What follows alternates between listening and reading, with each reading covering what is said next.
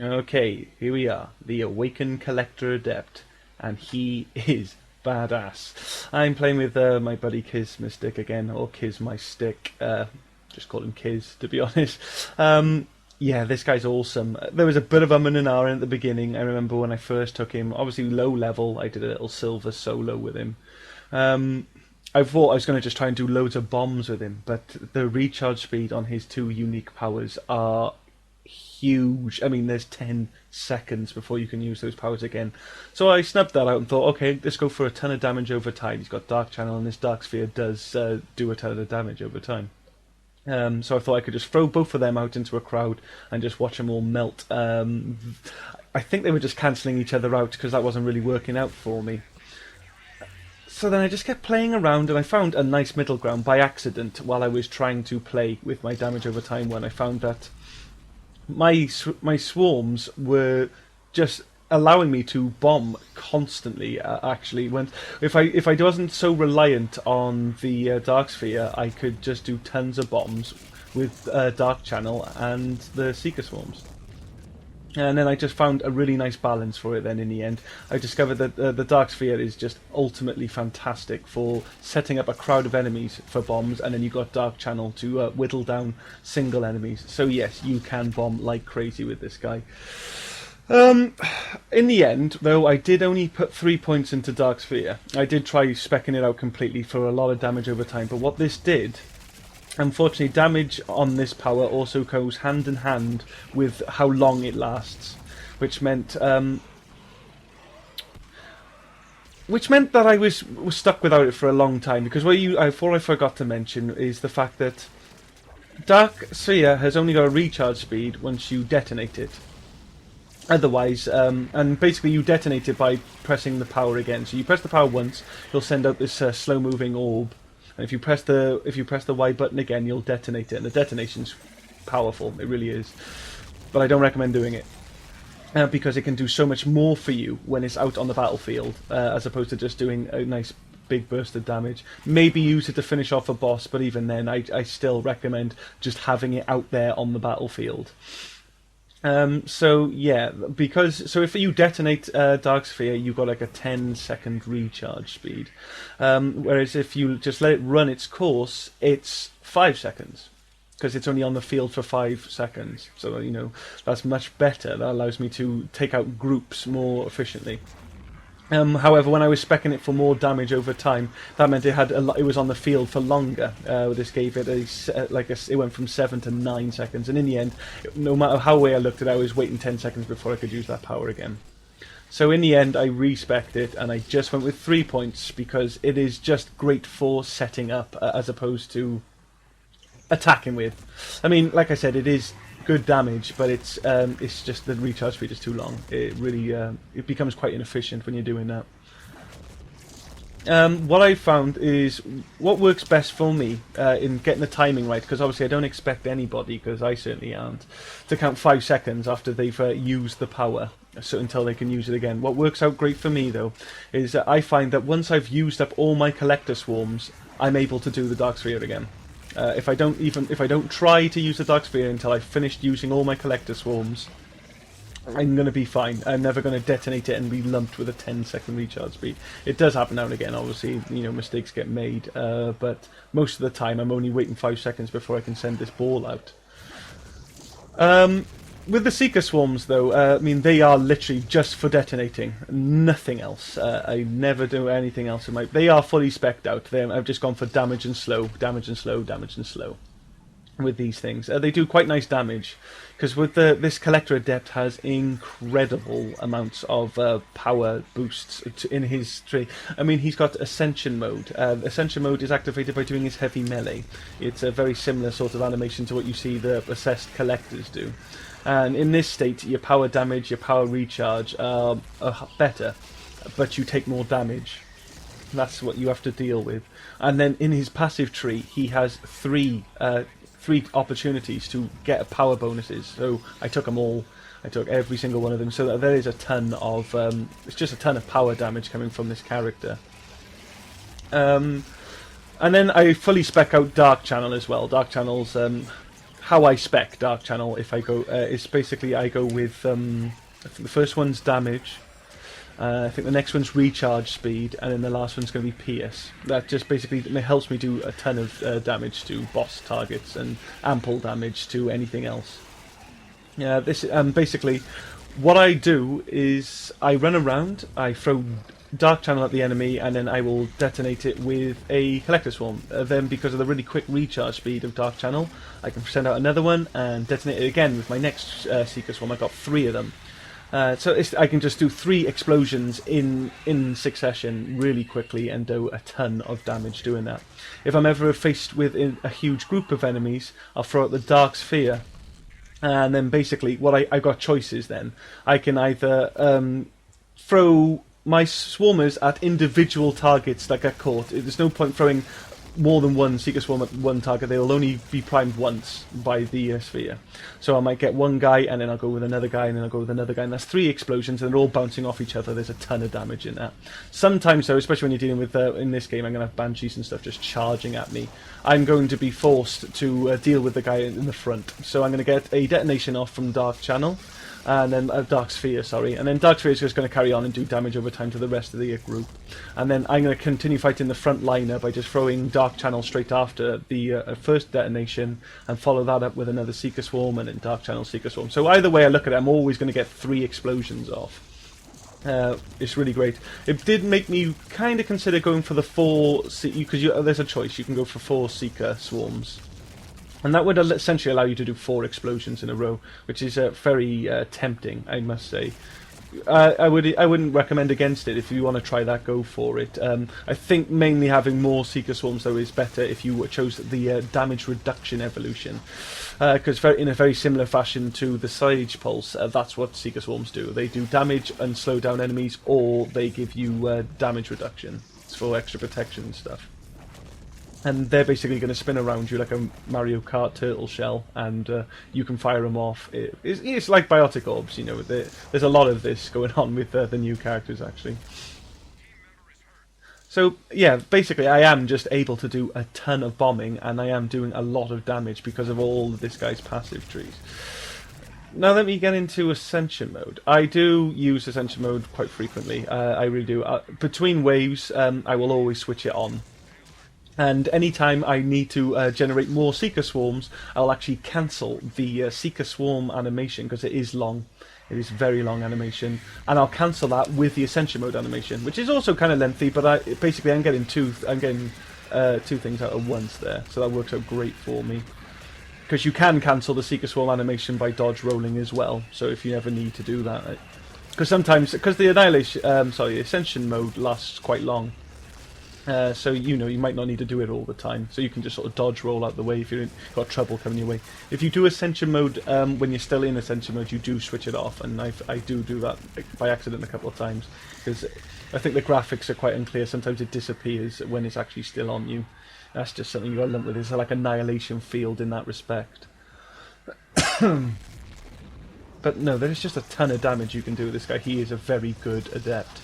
Very good Adept, and he's great. He can just prime so much as well, so he's a real front-lining Adept as well.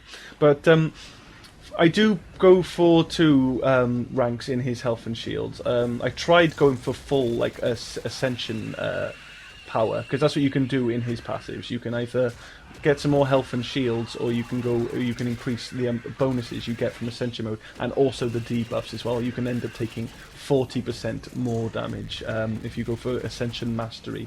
Tried that at first. It turned out to be impractical on big maps. On small maps, oh, I did so much damage. But as soon as there was big maps where enemies could snipe me from all kinds of directions, I was just dropping, ironically like a fly, I was dropping all of the time. So it was far too squishy. And that's something you have to put up with. He is quite squishy when you're in Ascension Mode.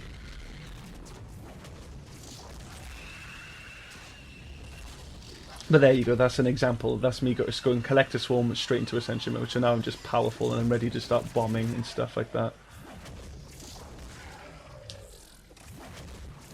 Yeah, it's a little bit more complex, but I like it. You know, it's a good complex. It feels smart playing this guy, and when you get it all working and stuff, the results are incredible. That's his light melee. It's very powerful, but as you can see, what this Collector Adept really suffers with is incredibly long animations for like all of his moves. That's Dark Sphere. You can see there's a big charge up. There's a big charge up on his Collector Swarm as well.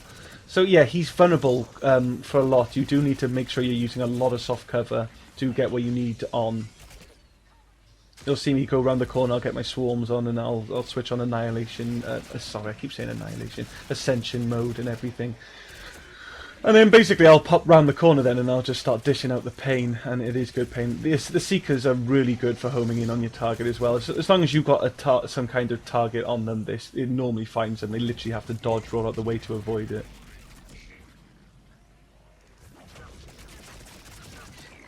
Yeah, I'm going to have this build at the end of the video as usual, but I'm just going to, this is the first video of mine that you've seen, and I'm just letting you know I am going to show you my build. It's not a secret at the end of this video.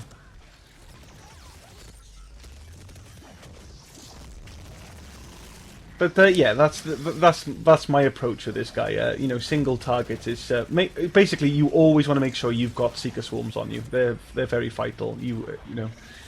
If you can get them on all the time, but use them wisely. Then, if you're not detonating an explosion with your Seeker Swarms, you are wasting your Seeker Swarms. Okay, and this is what I mean. This is how it gels really nicely with my Dark Sphere, because I'm using my Seeker Swarms wisely. By the time they're all gone, I am able to do my Dark Sphere again. Something I haven't mentioned as well. It's very important. You really need to sort of ignore the Seeker Swarm and Dark Sphere little power icon at the bottom of the screen, because that is... They've actually got their own individual recharge times. So they always look like they're ready to use, and you can stand there hammering that and you're not going to get the power off. It really is. You just need to... You just need to play it smart. It's like if you play in the same way I do, you'll always be able to get them off when you need them to. But yeah, they got their own. It's like I said, they got their own individual recharge speed. Seeker Swarms 2 have got a 10-second recharge speed, but if you're using them wisely only for detonations, that's not going to be an issue for you. You know, by the time you're able to summon them again, you'll need them again. If that makes any sense. So yeah, Seeker Swarms you want them on you all the time, and you only want to use them for detonations. Dark Channel is basically for it's for your single targets. It's for taking on a single target, and obviously what you do after you've used Dark Sphere, because you get one Dark Sphere per Seeker Swarm like bundle, if you like. Yeah, if you think of like your Seeker Swarms as your rounds, as soon as your 3 Seeker Swarms are out, that's your round done, and you're able to do Dark Sphere. You only get to use that once per Seeker Swarm. That's the way the timing goes. Otherwise, you're going to detonate your detonate your Dark Sphere, and then you're going to have to wait 10 seconds for it, and that can just completely throw off your game, actually. So you want to really try to avoid doing that. Kind of makes me wish that the whole detonation thing was like an evolution that you could pick, but that's just how the power is. You can do a ton of damage with it, but I don't detonate. I try my very best not to. So yeah, Dark Channel, Seeker Swarm to kill pretty much everything, but obviously if you see a massive group, chuck out your Dark Sphere at them. And then you can just follow it up with the whole Dark Channel combo then. And don't use it again until you've summoned a new set of Seeker Swarms. I hope I've made it clear, because it is a tricky pattern to get down. I imagine a lot of people wouldn't struggle to get their head around it, but I hope you can see how effective it is. Now, for a gun, I'm using the Collector SMG. Obviously. There is a boost in his passives. You can get Prothean and Collector weapon bonuses, but I haven't got that. That's not the reason I've picked the Collector SMG. I picked the Collector SMG for 2 reasons. One is because there's the SMG magnifier, so I'm doing even more power damage there. And secondly, it's because I don't have to worry about ammo. There's so much mechanics I'm trying to wrap my head around when I'm playing this guy. The last thing I want to do is start worrying about ammo boxes as well. And ammo's never going to be an issue for me, just because most of the time I'm just detonating explosions. My gun's going to have no problem reloading during that time I'm spamming my powers and stuff. So, you know, ammo's just never an issue, and it does a nice bit of damage. My collector SMG is only level 5, if I remember correctly. So, you know, at 5 and up, it's going to be usable. 4 and below, don't use the collector SMG. There's not enough ammo or damage in the gun to be useful to you. And so, no, I'm probably going to recommend... probably just go with something like the Hurricane, but will need you to get closer though for nice damage, which is problematic. So maybe not, but obviously the Hurricane is a great gun. I think I'm going to get a load of trouble from Marauders in this game. They're just going to take me out so quick, and that's just due to his general squishiness, and Ascension mode is really going to help soften me up for those Marauders. Yeah, they take me out a lot and very quickly in this game.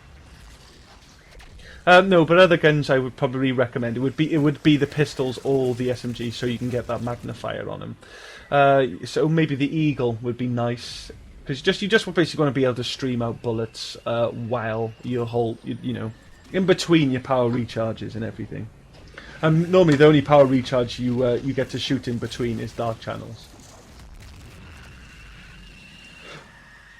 And which is only like it only takes like 3 seconds for Dark Channel to get back up. And so, you know, it's 3 seconds of gunning, and then you're back to shooting your power again, and then you gun for 3 seconds, you shoot again. So it's you know, you're just doing a ton of damage constantly with this guy, and that's why I do recommend, you know, that kind of gun with, you know, with the so you can use the magnifier and just stream bullets out.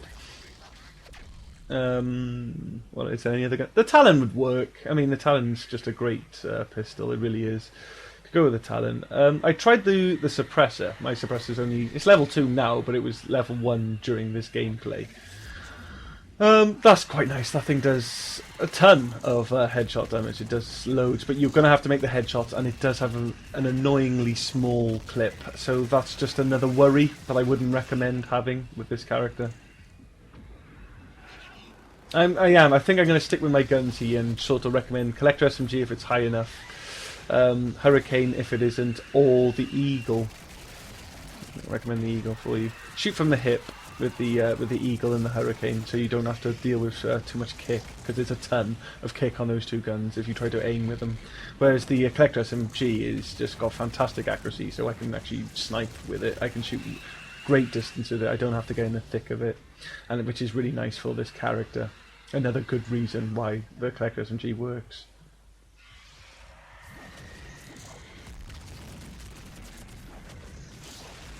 I hope you're able to follow me in this video though, because I'm not sure if I follow what I'm saying myself.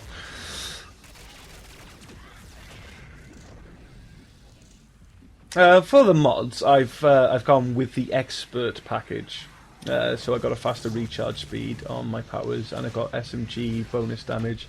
You could, if you went with a pistol, you could go with the Commando package. You can also go with the adaptive war ramp, so you're just doing tons more of damage there.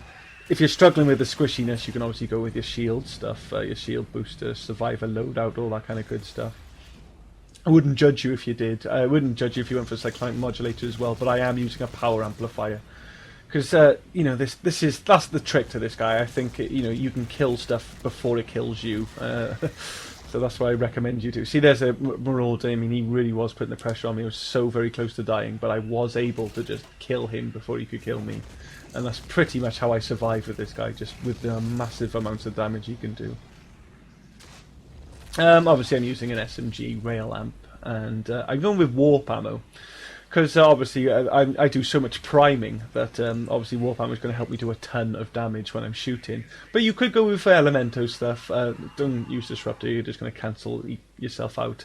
But you know, you can go with Cryo and Incendiary rounds. Therefore you can obviously get the nice explosions off in the mix. You know, so you know you're getting fire and biotic explosions there.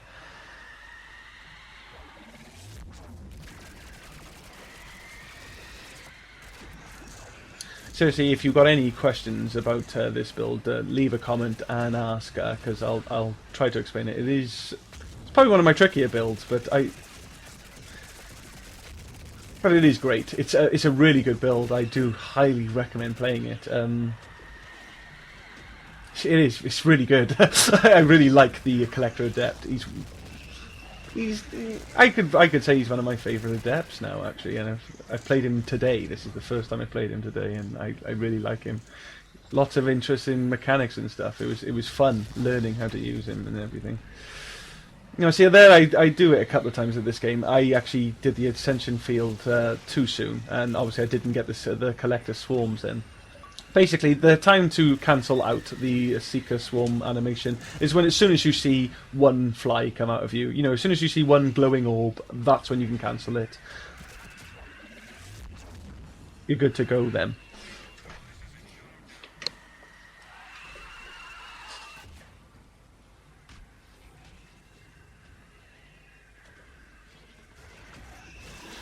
It also looks, it just looks pretty cool as well, actually, to just summon your Seekers and then power yourself up and then you just go straight into the fray. It feels good to do it too, I'm not gonna lie. Little pleasures.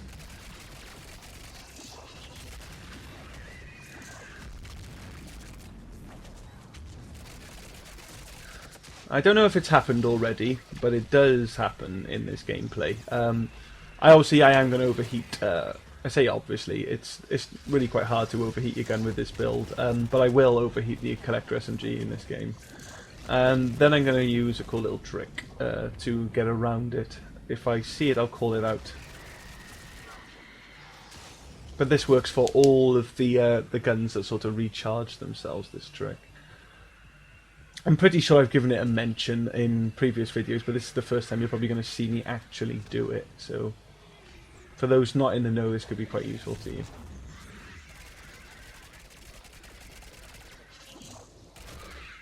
It's quite funky. Kiz is playing the Juggernaut, and we got this, I think he's a Geth Trooper joined us. And they just so happen to have like exactly the same colour scheme. So it's like it was like a big and little Geth. And that was actually, was that wave 10? Yeah, it was. You might have missed it then. Let me just go ahead and tell you the whole trick. Basically, if you overheat your gun, you can use a thermal clip pack, and that basically starts the recharge straight away. It doesn't fill the clip; it just begins to recharge. You don't have to worry about the overheating animation. You don't need to wait for the cooldown. It'll just start recharging again, like you've made no mistake. Which is nice, of course, but don't make the mistake of using it and then instantly shooting off again, because obviously it does still need to recharge. It's going to recharge as fast as it normally does, but you have to realise that your clip was empty, so if you just start gunning straight after your thermal clip, you're just going to empty it again and you're going to overheat it. So, you know, basically use it, let it recharge, at least halfway or something like that, and then start shooting again. You got 5 opportunities to use that trick. You shouldn't run into the issue too much. Although I'm looking at my consumables and I haven't used the thermal clip yet, so maybe you will still see me do it. Or maybe I'm thinking of an earlier game I played with this collector. If not, that's still all you need to know. All right.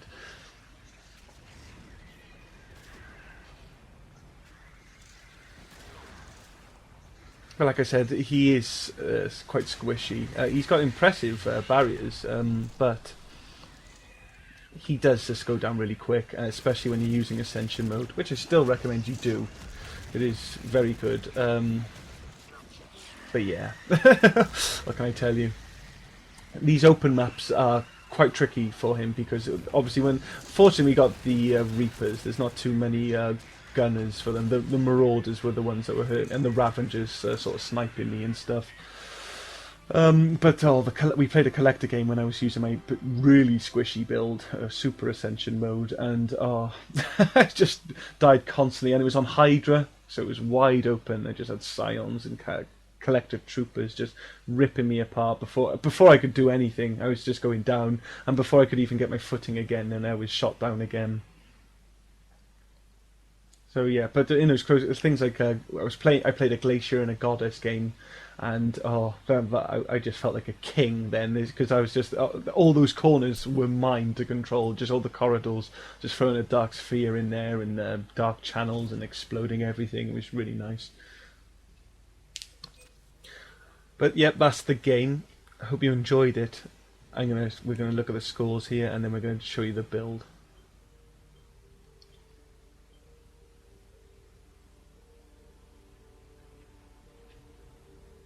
Alright, here we are. So this is my 3 points in Dark Sphere. As you can see, its duration is 5 seconds. This is the Seeker Swarm. So I went for slow in the first one, damage in the next one, and damage and slow for the final one. Dark Channel, I went for damage, recharge speed, and pierce. Vengeful Ancient, this is where damage capacity, power damage, and look, there it is, power damage again, excellent. And then I did take health then, durability and shield recharge for the for his fitness. And there we are, this is the Collector SMG with the magnifier and the magazine upgrade. Alright then guys, that's the video. Please rate, comment and subscribe. I'll catch you tomorrow with the Talon.